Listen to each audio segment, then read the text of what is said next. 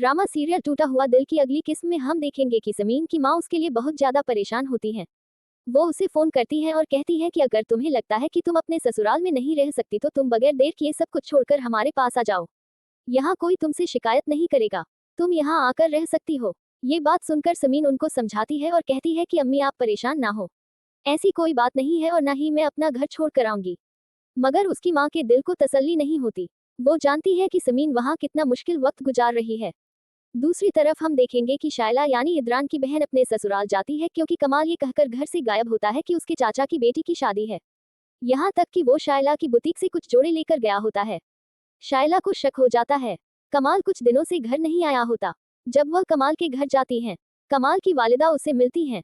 वह उनके पास जाकर उनसे कहती है कि कमाल कहाँ है, जिस पर उसकी वालिदा एक और झूठ बोलते हुए कहती है कि कमाल के चाचा का इंतकाल हो गया है, वह गांव गया है। ये सुनकर शला को बहुत गुस्सा आता है। वह अपनी सास से कहती है कि एक नंबर का झूठा है। आपका बेटा मुझे कहकर गया है कि चाचा की बेटी की शादी है और आप कह रही हैं कि चाचा का इंतकाल हो गया है। वो गुस्से से अपनी सास से कहती है कि कमाल को तो मैं देख लूंगी। अगर चाचा का इंतकाल हुआ है तो कमाल मेरी बुटीक से कपड़े किसके लिए लेकर गया है। ये सुनकर कमाल की माँ को समझ नहीं आता कि वो बात को कैसे कवर अप करें।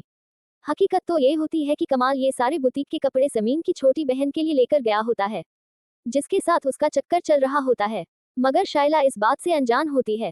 इतना तो वो समझ जाती है कि उसका शौहर एक दो नंबर आदमी है, मगर वह इस हद तक गिर जाएगा उसने कभी सोचा भी नहीं था। आप सबको क्या लगता है, क्या शायला अपने शौहर का झूठ पकड़ लेगी या एक बार फिर उसके हाथों बेवकूफ बन जाएगी? कमेंट्स में अपनी राय का इजहार जरूर कीजिए।